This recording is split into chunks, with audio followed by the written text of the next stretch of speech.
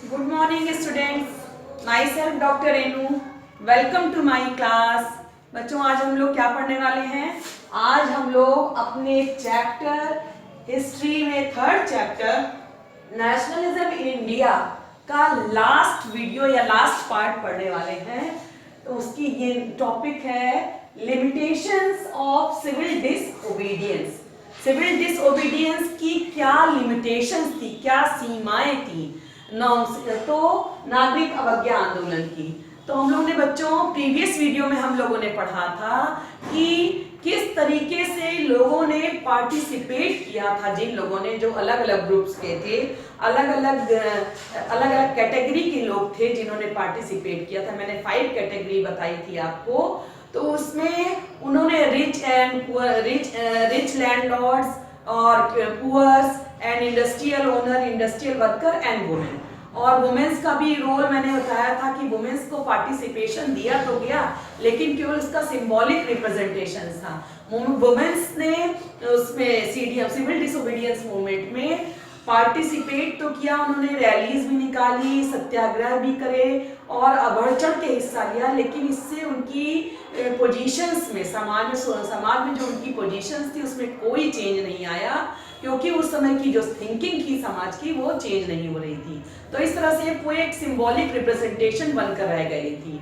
तो हम लोगों ने देखा कि सब क्या किस तरीके से लोग अलग सोचते थे और किस वजह से उन्होंने सिविल डिसोबीडियंस मूवमेंट में पार्टिसिपेट किया था। लेकिन क्या कारण थे कि हमने जो सोचा था, या गांधी जी ने, उस समय के लीडर्स ने जो सोचा था, वैसी सफलता इस सिविल डिसओबीडियंस मूवमेंट को नहीं मिल पाई थी। जो डिजायर्ड रिजल्ट थे वो नहीं मिल पा रहे थे। क्या लिमिटेशंस थे और क्या कारण थे जिसने कि सिविल डिसओबीडियंस को ज्यादा पॉपुलर नहीं बनाया? तो हम लोग इस वीडियो में इसको पढ़ेंगे। तो चलिए स्टार्ट करते हैं बच्चों। लेकिन पहले हमें कॉन्सेप्ट समझना जरूरी है। क्या कॉन्सेप्ट समझना जरूरी है कि क्या जो ये लिमिटेशंस, कैसे इसकी लिमिटेशंस क्यों क्रिएट हो गई सिविल डिसोबीडियंस की। तो बच्चों, ये जो ग्राफ बना हुआ है, ये जो हम समझाना है, इसको मैं लास्ट में समझाऊंगी। पहले आप टॉपिक समझिए या कॉन्सेप्ट समझिए। कांग्रेसमैन व्यूज रिगार्डिंग दलित वर्सेस गांधी जीज आइडिया। अब यहां पर ये कॉन्सेप्ट क्रिएट होता है कि दलितों को लेकर के कांग्रेसमैन, जो कांग्रेस के लीडर्स थे, उनके क्या व्यूज थे। अब कांग्रेस के लीडर्स पहले भी दलितों को या पुअर्स को नहीं जोड़ना चाहते थे। उनका विचार एकदम गांधी जी से डिफरेंट था। उनका कांग्रेस लीडर को ये, क्योंकि कांग्रेस लीडर्स जो थे वो हमेशा कांग्रेस मेनली जो थी हिंदू डोमिनेटेड संस्था थी। तो उनका ये मानना था कि अगर हम दलितों को प्रेफरेंस देते हैं, उनको हम लाइमलाइट में लाते हैं और उनको एक प्लेटफॉर्म प्रोवाइड करते हैं, तो हो सकता है कि जो हाई कास्ट हिंदू हैं वो हमसे नाराज हो जाएं और हमारे संगठन को छोड़कर ना चले जाएं। तो इसलिए दलितों को कितना प्रेफरेंस देना है कांग्रेस के मूवमेंट में और कितना उनको आगे लाना चाहिए, इस टॉपिक को लेकर के उनमें हमेशा विवाद बना रहता था। वो संशय की स्थिति में थे, डाउट की स्थिति में थे और वो उनको ज्यादा प्रेफरेंस नहीं देना चाहते थे। जबकि ठीक इसके विपरीत गांधी जी जो थे, कांग्रेस लीडर्स के विपरीत उनके विचार थे। वो कांग्रेस लीडर्स के ये विचार कि दलितों को प्रेफरेंस नहीं देना है, उसके विपरीत गांधी जी ने दलितों के अपलिफ्टमेंट के लिए बहुत ज्यादा काम किए। उन्होंने दलितों को क्या नाम दिया?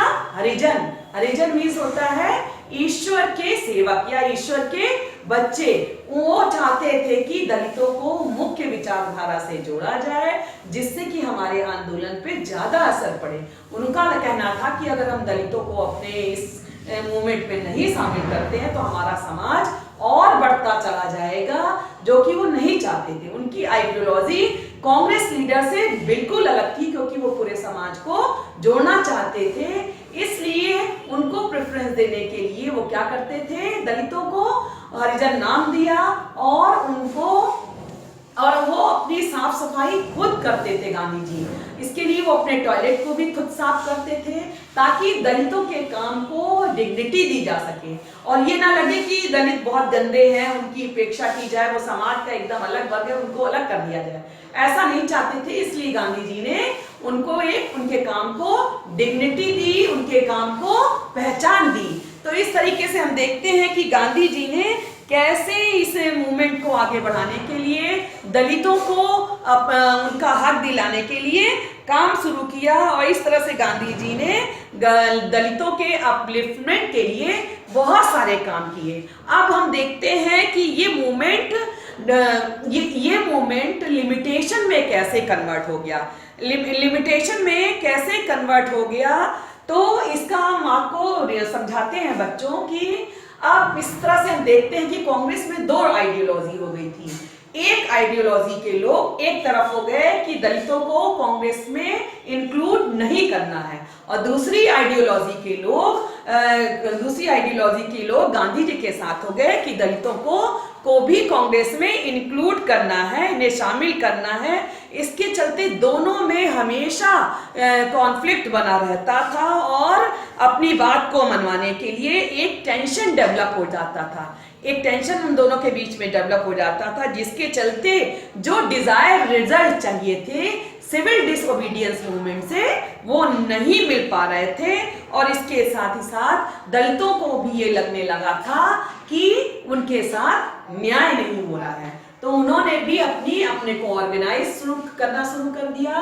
किस लिए ऑर्गेनाइज शुरू कर दिया कि पॉलिटिकल एम्पावरमेंट के लिए, अपनी राजनीतिक शक्ति को बढ़ाने के लिए उन्होंने रिजर्व सीट की डिमांड करनी शुरू कर दी।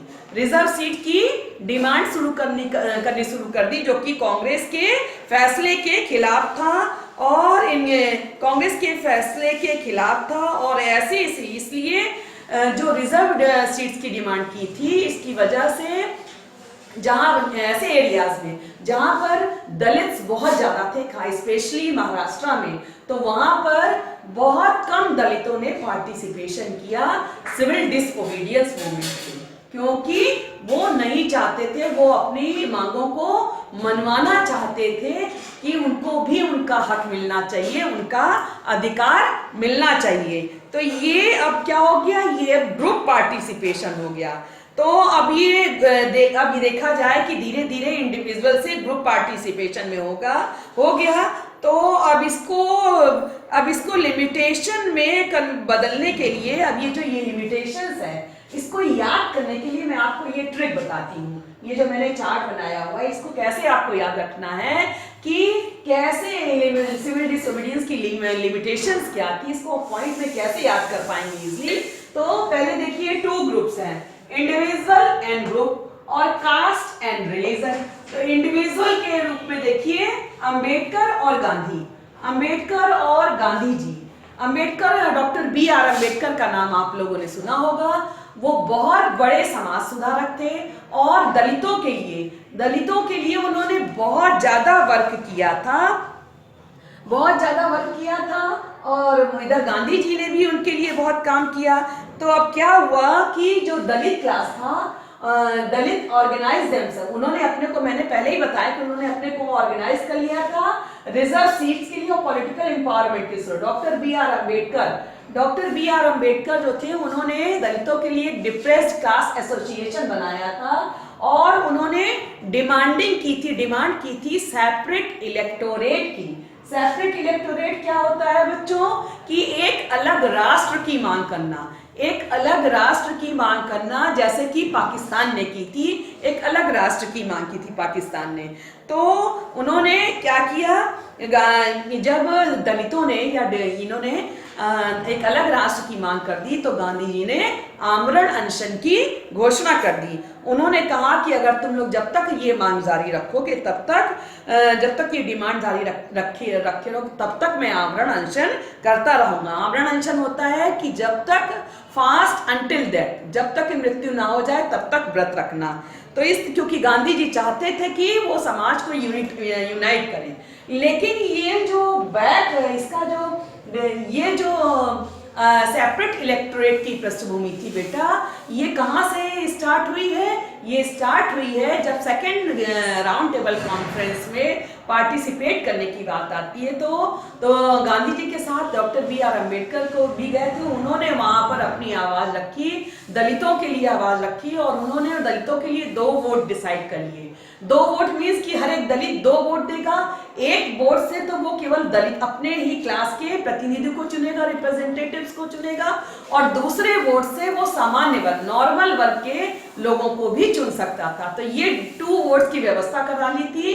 16 अगस्त 1932 को ब्रिटिश प्रधानमंत्री रैमजे मैकडोनाल्ड ने कम्युनल अवार्ड की घोषणा की, जिसके तहत उन्होंने 11 जो ग्रुप थे उनको क्या किया, सेपरेट इलेक्टोरेट या पृथक निर्वाचन मंडल की घोषणा की। उसमें डिप्रेस क्लास भी आता था। तो जब महात्मा गांधी ने सुना तो उन्होंने इसका अपोज करना शुरू कर दिया, और उन्होंने कहा कि तुम लोग जब तक अपनी मांगे जारी रखोगे तब तक मैं आमरण अनशन करूंगा, क्योंकि वो उनकी आइडियोलॉजी अलग थी और वो समाज को जोड़ना चाहते थे। और ये उनका कहना था कि जो चलो ये जो मुस्लिम लीग है ये ज्यादा स्ट्रांग हो गई है, तो ये सेपरेट इलेक्टोरेट तो लेकर ही रहेगी, लेकिन अब दलित वर्ग भी अपने लिए सेपरेट इलेक्टोरेट की मांग कर रहा है। तो ये सही नहीं है। इससे जो हमारी सोसाइटी में इंटीग्रेशन आना था या समाज में जो एकता आनी थी वो खत्म हो जाएगी। तो इसके लिए उन्होंने बिल्कुल मना कर दिया, और वो कहा कि मैं तब तक अपना आमरण अनशन करता रहूंगा जब तक कि आप इसको खत्म नहीं करेंगे। और वो भूख हड़ताल पर बैठ गए। जब उधर B.R. अम्बेडकर और चूंकि गांधी जी उस समय पॉपुलर थे तो पूरे देश में ये बात फैल गई, और इसमें ये एक वाद विवाद का विषय बन गया। तो अब डॉक्टर अम्बेडकर मैच्योर थे, बहुत सुलझे हुए इंसान थे। उन्होंने सोचा कि अगर गांधी जी ने भूख हड़ताल कर दी है और अगर हम उनकी बात को नहीं मानते हैं तो क्या हो जाएगा, अगर उनको कुछ होता है तो रिस्पॉन्सिबिलिटी हमारे ऊपर आएगी। तो वो गांधी जी की बात को मान लेते हैं और वो झुक जाते हैं, और इस तरह से महात्मा गांधी और डॉक्टर B.R. अम्बेडकर के बीच में एक पैक्ट साइन होता है जो कहलाता है पूना पैक्ट, जो सितंबर 1932 में हुआ। अब पूना पैक्ट के जरिए क्या हुआ, पूना पैक्ट के जरिए सेपरेट इलेक्टोरेट की मांग को हटा दिया गया, और उसके बाद उनके लिए सीटें रिजर्व कर दी गई। Doctor B.R. अम्बेडकर ने जो डिप्रेस कास्ट के लिए जो 71 सीट थी उसको बढ़ा करके 148 सीट डिक्लेयर करवा ली, और इसके साथ ही साथ उन्होंने सरकारी गवर्नमेंट जो सरकारी नौकरियां थी उनके लिए उनमें दलितों के साथ बिना भेदभाव किए उनके लिए नौकरी करने का ऑफर भी मतलब बातों को मनवा लिया कि ये काम भी होना चाहिए। सरकारी नौकरियों में डिप्रेस क्लास के साथ कोई भेदभाव नहीं चाहिए, उनको समान अवसर मिलना चाहिए। तो इस तरीके से हम देखते हैं कि जो सेपरेट इलेक्टोरेट या पृथक निर्वाचन मंडल की मांग होती थी या अलग राज्य बनाने की मांग होती थी, डिप्रेस क्लास सोसाइटी के द्वारा वो धीरे धीरे रिजर्व सीट पर ला करके उसको खत्म कर दिया गया। तो अब यहाँ पर हम देखेंगे अब एक अलग ग्रुप है। तो इस तरह से गांधी जी की विचारधारा और डॉक्टर अम्बेडकर की विचारधारा बिल्कुल अलग थी। हरिजन्स और ब्राह्मण, ये मैंने आपको पहले ही डिस्क्राइब कर दिया कि हरिजन्स और ब्राह्मण जो कांग्रेस थी वो एक ब्राह्मण हिंदू डोमिनेटेड सोसाइटी थी, और अब हिंदू डोमिनेटेड सोसाइटी थी और वो दलितों को ज्यादा प्रेफरेंस नहीं देना चाहती थी, क्योंकि उसको लगता था कि अगर हम दलितों को प्रेफरेंस देंगे तो जो सवर्ण हिंदू है, जो उच्च कास्ट के हिंदू हैं, वो उससे नाराज हो जाएंगे। तो उनको जो उनको फाइनेंस करते थे तो उनको फाइनेंस की प्रॉब्लम भी हो जाएगी। इसके साथ ही साथ और भी बहुत से कारण थे जिसके कारण वो दलितों को अपने में शामिल नहीं करना चाहते हैं। अब हम सेकंड पिलर की बात करते हैं। तो सेकंड पिलर में हिंदू और मुस्लिम बहुत यूनाइटेड थे। यहाँ पर हम बात करें सेकंड पिलर है हिंदू और मुस्लिम के बीच में। जब नॉन कोऑपरेशन मूवमेंट चल रहा था तो उसमें हिंदू और मुस्लिम बहुत यूनाइटेड थे। क्यों यूनाइटेड थे बेटा? क्योंकि उस समय जलियांवाला बाग हत्याकांड की वजह से जो हिंदूज थे वो भी ब्रिटिशर्स से नाराज हो गए थे, और इसके साथ ही साथ मुस्लिम्स जो थे खिलाफत मूवमेंट की वजह से ब्रिटिशर्स से नाराज थे। इसलिए गांधी जी ने दोनों को अवसर देकर के दोनों को यूनाइट कर लिया था, और वो यूनिटी दोनों के बीच में थी। लेकिन जब सिविल डिसोबीडियंस मूवमेंट स्टार्ट हुआ तो उस समय तक ये यूनिटी देखने को नहीं मिल रही थी। क्यों? इसके पीछे कारण क्या था? इसके पीछे कारण ये था कि इस 1931 तक आते आते बहुत सारे रिलीजियस ऑर्गेनाइजेशंस एक्टिव हो गए थे, और जैसे कि हिंदुओं के लिए हिंदू महासभा और मुस्लिमों के लिए मुस्लिम महासभा, तो ये क्या करने लगे थे, ये लोगों को मिसगाइड करने लगे थे, और इन्होंने अपने को हिंदू और मुस्लिम संगठन घोषित करके लोगों के जो विचार थे, जो थॉट्स थे, उनको नैरो डाउन कर दिया था, उनको सीमित कर दिया था, उनको वायलेंट करने, लोगों को भड़काने लगे थे।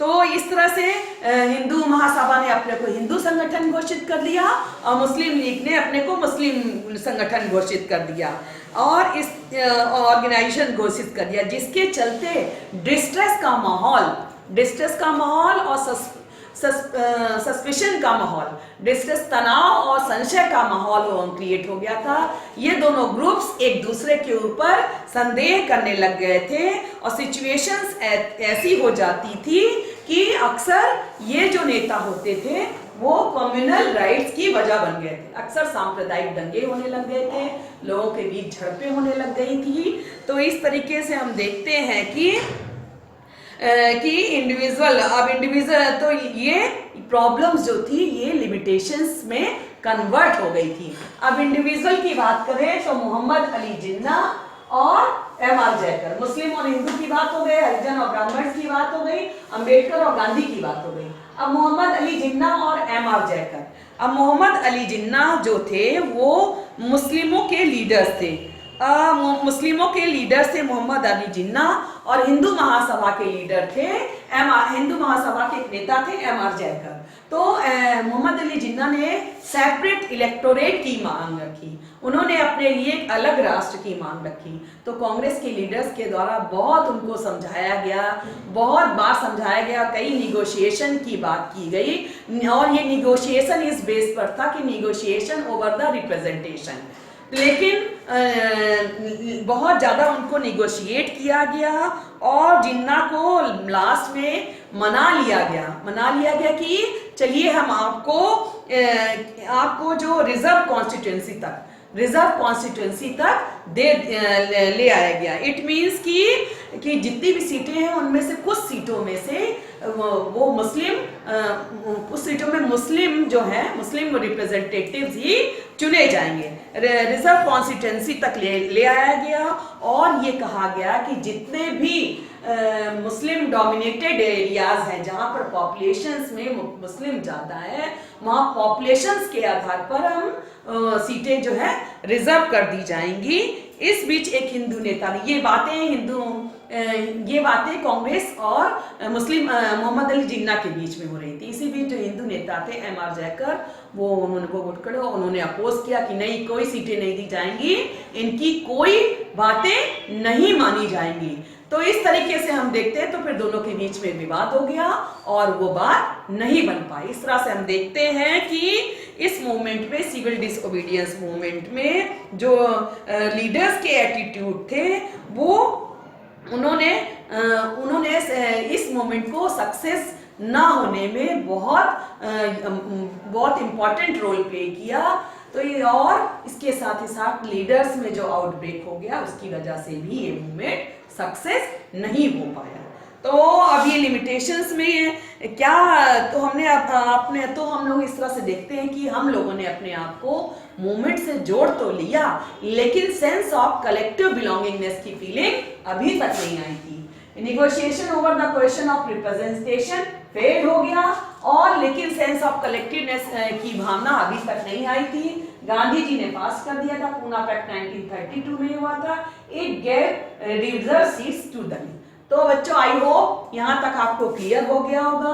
मैंने बहुत सारी बातें आपको बताई, कांग्रेस वर्सेस दलितों को लेकर के कांग्रेसमैन और गांधी जी के क्या व्यूज थे, इसके साथ ही साथ दलितों ने अपने को किस तरह से ऑर्गेनाइज किया और किस तरह से पॉलिटिकल एम्पावरमेंट की बात हुई। डॉक्टर बी आर अम्बेडकर जिन्होंने डिप्रेस क्लास एसोसिएशन बनाया, गांधी जी फास्ट में चले गए और उन्होंने घोषणा की कि जब तक आप अपनी मांग को नहीं हटाओगे तब तक हम आमरण अनशन करते रहेंगे। पूना पैक्ट साइन हुआ गांधी जी और बी आर अम्बेडकर के बीच में, और इसके बीच में बहुत सारे रिलीजियस ऑर्गेनाइजेशंस क्रिएट हो गए, हिंदू महासभा है, मुस्लिम लीग, और इनके और मुस्लिम लीग के साथ निगोशिएशन करने की कोशिश की, लेकिन वो सक्सेसफुल नहीं हो पाया क्योंकि नेताओं के जो वो अपने ईगोस थे वो ब्रेकआउट जो था वो सॉल्व नहीं हो पाया। इस तरीके से ये पूरा जो प्लान था वो सिविल डिसओबीडियंस मूवमेंट का वो पूरी तरीके से सक्सेस नहीं हो पाया और उसकी एक बहुत बड़ा यही उसकी लिमिटेशंस बन गई।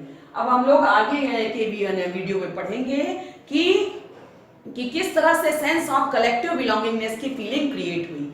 तो बच्चों मिलते हैं नेक्स्ट वीडियो में न्यू टॉपिक के साथ।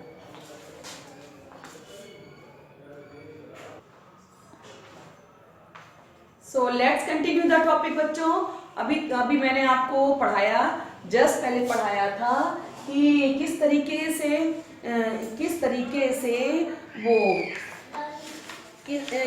से गांधी जी ने लिमिटेशंस, किस तरीके से गांधी जी ने फास्ट को रखा और जो दलित क्लास थी उनकी मांग को इस बात में, या बी आर अम्बेडकर को इस बात को मानने के लिए मजबूर कर दिया कि वो उनकी मांगों को माने, और उन्होंने सेपरेट इलेक्टोरेट या एक अलग राष्ट्र को बनाने से बचा लिया।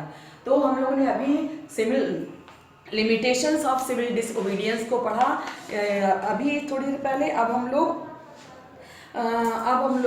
का ये जो थ्योरी पोर्शन है वो इसका ये अधिकतर हम लोग ने मेजर पार्ट कवर कर लिया है। ये थ्योरी पोर्शन का लास्ट वीडियो है। इसके थ्रू हम लोगों ने बहुत सारे लास्ट वीडियो है और ये हम लोगों ने कवर कर लिया है कि हम लोगों ने देखा कि किस तरह से सिचुएशंस ऐसी बनी थी कि लोगों की जो मासेस ऑफ जो इंडियन मासेस थी उसमें सेंस ऑफ कलेक्टिव बिलोंगिंगनेस की भावना को फोर्स किया गया, क्योंकि चूंकि हम लोगों ने देश तो देख लिया लेकिन उस देश को देश कैसे बनाया। वो देश, कोई भी देश तभी देश कहलाएगा जब उसमें वहाँ के लोगों में सेंस ऑफ कलेक्टिव बिलोंगिंगनेस की फीलिंग हो। तो ये सब हम लोग अभी इस वीडियो में पढ़ेंगे। तो स्टार्ट करते हैं बच्चों कि सबसे पहले हम पढ़ेंगे experience of united struggle. Experience of united struggle means कि कोई भी पर्सन जो इंडिया का था उसने यूनाइटेड स्ट्रगल या जो ब्रिटिशर्स के खिलाफ जो मूवमेंट चलाया जा रहा था उसमें कैसे पार्टिसिपेट किया, क्योंकि हर एक व्यक्ति अपने को एक्सपीरियंस करता था। They had experience as a part of united struggle. जो मूवमेंट चलाया गया था ब्रिटिशर्स के खिलाफ उसका एक पार्ट समझता था हर एक व्यक्ति अपने को, चाहे वो जम्मू कश्मीर में रहता हो या कन्याकुमारी में। हर एक ने अपने को उस मूवमेंट से या उस स्ट्रगल से जोड़ कर देखा, क्योंकि सभी का जो फीलिंग्स थी, नेशनल इमोशंस थे, वो ब्रिटिशर्स के खिलाफ थे और सभी का एक्सपीरियंस ब्रिटिशर्स के खिलाफ था। और चूंकि ब्रिटिशर्स सभी के दुश्मन थे इसीलिए सभी मिलकर के एक हो गए ताकि वो नेशनल स्ट्रगल में पार्टिसिपेट कर सके आज़ादी के लिए और सब में सेंस ऑफ कलेक्टिव बिलोंगिंगनेस की फीलिंग क्रिएट हो सके। तो हमने ये देखा कि किस तरीके से लोगों में यूनाइटेड स्ट्रगल के प्रति अपने को ढाल दिया।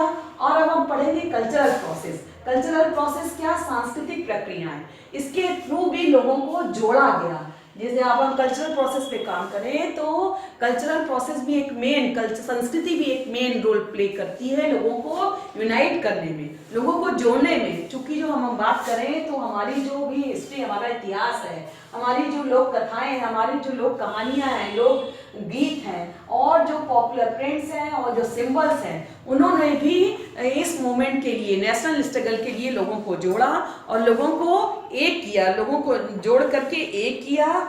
और सबसे पहली चीज़ है, चलिए स्टार्ट करते हैं। सबसे पहली चीज़ है कि एक फीमेल एलिगरी का इमेजिनेशन किया गया, इमेज ऑफ भारत माता। इमेज ऑफ भारत माता क्या है बच्चों? एक फीमेल एलिगरी है।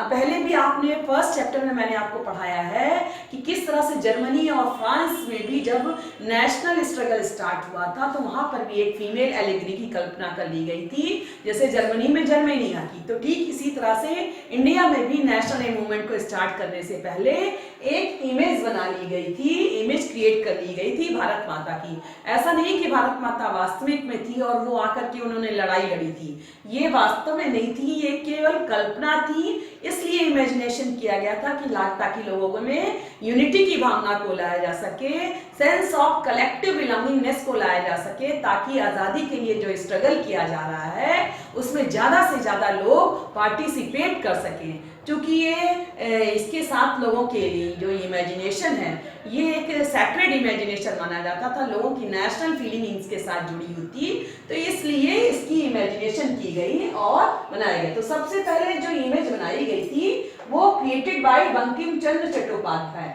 बंकिम चंद्र चट्टोपाध्याय के द्वारा बनाई गई एक बहुत बड़े क्रांतिकारी और एक बहुत बड़े लेखक थे, बहुत अच्छे लेखक थे।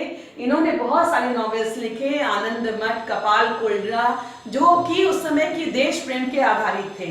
देश की सिचुएशंस को देखते हुए इन्होंने लोगों के मन में कलेक्टिव बिलोंगिंगनेस की फीलिंग को क्रिएट किया। तो सबसे पहले उन्होंने एक भारत माता की इमेज बनाई बंकिम चंद्र चट्टोपाध्याय ने, और उन्होंने वंदे मातरम सॉन्ग भी लिखा।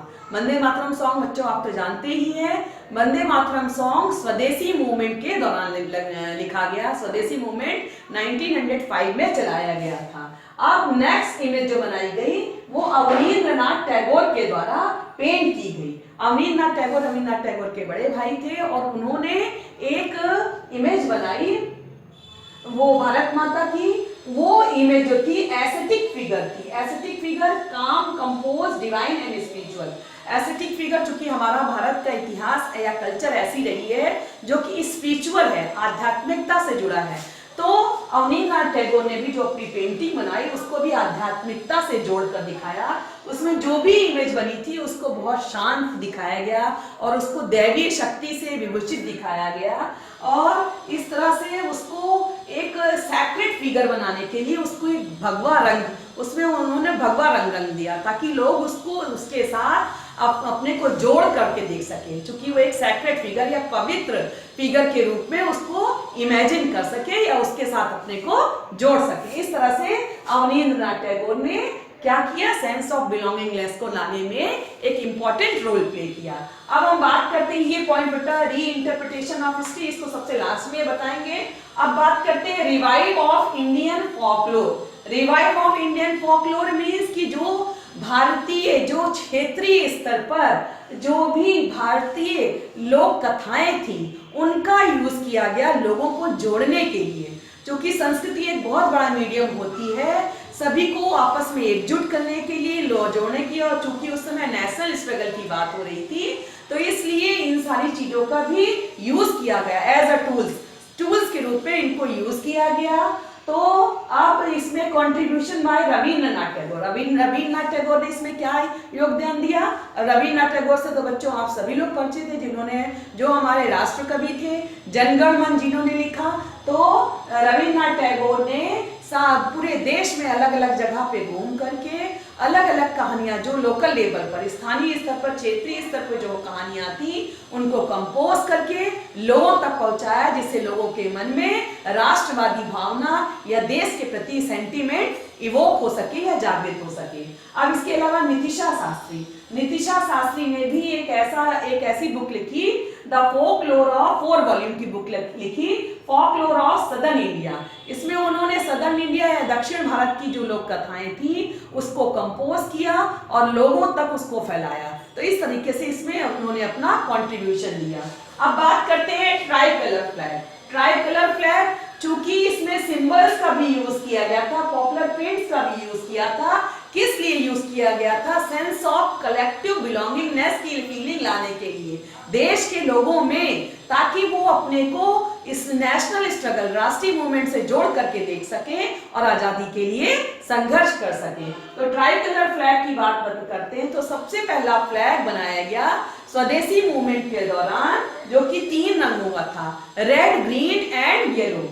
वो उसमें 8 लोटसेस रिप्रेजेंटिंग ब्रिटिश प्रोविंसेस। इसके साथ ही साथ उसमें 8 कमल बने हुए थे, जो कि उस समय की जो ब्रिटिश गवर्नमेंट थी, ब्रिटिश गवर्नमेंट के अंडर में भारत में 8 प्रोविंसेस या 8 क्षेत्र थे, उसको रिप्रेजेंट करता था। नेक्स्ट है crescent moon representing Hindu and Muslim. इसके साथ ही साथ उसमें एक क्रीसेंट मून भी बनाया गया था, जो कि हिंदू और मुस्लिम दोनों कम्युनिटी को रिप्रेजेंट करता था। तो इस तरीके से एक पूरा कॉम्प्रिहेंसिव फ्लैग को बनाया गया, जिससे कि सारी कम्युनिटी अपने को उससे जोड़ करके देख सके और लोग यूनाइट हो सके।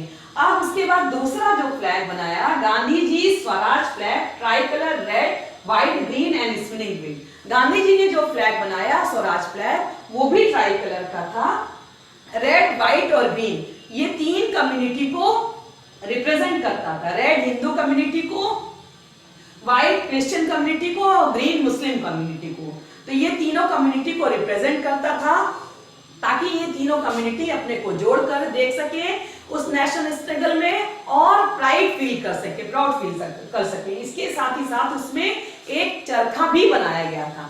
चरखा जो है सेल्फ रिलायंट का प्रतीक है, आत्मनिर्भरता का प्रतीक है, जो ये बताता है कि आप सब कुछ करने में सक्षम हो, आप कुछ भी कर सकते हो। तो इस तरीके से गांधी जी ने लोगों के मन में सेंस ऑफ कलेक्टिव बिलोंगिंगनेस लाने के लिए इन सारे सिंबल्स का यूज किया एज अ टूल्स के रूप में, ताकि लोग एकजुट हो सके और आजादी के लिए संघर्ष कर सके।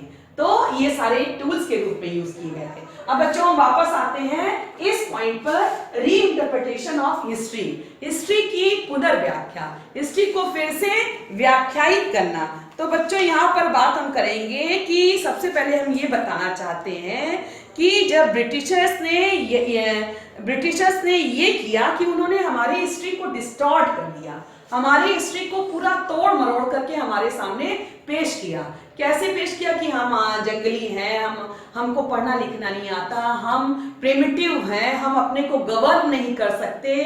तो ये सारी बातें उन्होंने पब्लिक के सामने रखी, क्योंकि चूंकि उस समय ब्रिटिशर्स की टेक्नोलॉजी डेवलप हो चुकी थी, तो जो भी ब्रिटिशर्स यहाँ पर राज कर रहे थे, तो जो भी लिखा जाता था तो उसमें वो ब्रिटिशर्स केवल अपने अफसरों का या अपने ब्रिटिश इंडिया का ही गुणगान करते थे। भारत की जो संस्कृति, जो गौरवशाली परंपरा है, जो गौरवशाली इतिहास रहा है, जो उनमें भारतीय में यूनिटी पाई जाती, जो विशेषताएं थी, उसका कुछ भी वर्णन नहीं करते थे, बल्कि उनको दीनहीन दशा में दिखाया जाता था। तो इस तरह से ब्रिटिशर्स हमारे इतिहास को तोड़ मरोड़ करके पेश करते थे। तो इसलिए उस समय हमारे जो नेशनलिस्ट लीडर थे, नेताओं ने उन्होंने हमारे हिस्ट्री को रीइंटरप्रेट किया। रीइंटरप्रेट मतलब फिर से व्याख्यायित किया, ताकि लोगों तक सही जानकारी पहुंच सके और हम अपने को गौरवशाली महसूस कर सके, हमारे अंदर इंफीरियरिटी ना आ सके। तो बाल गंगाधर तिलक ने बताया कि हमारा इतिहास कितना गौरवशाली रहा है और हम कितने समृद्ध थे। अगर हमारे पुराने इतिहास को उठा करके देखा जाए तो उस समय की बात है, ये उस समय की बात है जब ये ब्रिटिशर्स जंगली थे और हम कितने कल्चर्ड थे, हमारी सभ्यता कितनी ग्रो कर रही थी, चाहे वो साइंस हो, चाहे वो पढ़ाई लिखाई हो, चाहे वो चिकित्सा हो। हर कि हम इस समय अंधकार के पीरियड में, थोड़े समय के लिए हम अंधकार में आ गए हैं, लेकिन ऐसा नहीं है, हम फिर और उभर करके सामने आएंगे। तो इसलिए इन सारे जितने भी हमारे नेशनलिस्ट लीडर थे, उन्होंने लोगों के सेंटिमेंट्स को जागृत करने के लिए हिस्ट्री को रीइंटरप्रेट किया, जिससे लोगों में सेंस ऑफ बिलोंगिंगनेस आए और वो एकजुट होकर के स्ट्रगल कर सकें और ब्रिटिशर्स के खिलाफ। तो ये सारे टूल्स यूज किए गए थे सेंस ऑफ बिलोंगिंगनेस को क्रिएट करने में। कहाँ, किसमें क्रिएट करने के लिए? हमारे देश के लोगों में, जिससे कि देश को एक देश की तरह बनाया जा सके, सब कंधे से कंधा मिला करके चल सके, किसी के मन में किसी के प्रति बैर भाव ना हो और सबका दुश्मन चूंकि एक ही है, ब्रिटिशर्स, इसलिए वो उसके साथ एकजुट होके लड़ सके। तो बच्चों हमारा ये चैप्टर यहीं पर खत्म होता है। तो आई होप कि आपको ये क्लियर हो गया होगा। बच्चों 5 मार्क्स का क्वेश्चन यहाँ से बनता है। तो अगर ये सारे पॉइंट्स अगर आप क्लियर रखेंगे, ये ध्यान में रखेंगे, तो आपको क्वेश्चन लिखने में कोई प्रॉब्लम नहीं होगी। मैंने यहाँ पे बहुत सारी चीजें बताई, किस तरह से लोगों ने यूनाइटेड स्ट्रगल किया, कल्चरल प्रोसेस के थ्रू भी लोगों को जोड़ने की कोशिश की गई, और एक फीमेल एलिगरी को इमेजिनेशन किया गया भारत माता का। सबसे पहले बंकिम चंद्र चट्टोपाध्याय ने बनाया, उन्होंने वंदे मातरम भी लिखा। फिर उसके बाद सेकंड इमेज नीलनाथ टैगोर के द्वारा बनाई गई है, जो कि आपकी बुक में ये सारी चीजें लिखी हुई हैं। फिर इसके बाद रिवाइव ऑफ इंडियन फॉकलोर, किस तरह से इंडियन फॉकलोर को रिवाइव किया गया, रविन्द्रनाथ टैगोर का क्या कंट्रीब्यूशन था, नताशा शास्त्री ने क्या किया, ट्राई कलर फ्लैग बनाया, गांधी जी का स्वराज फ्लैग, और इसके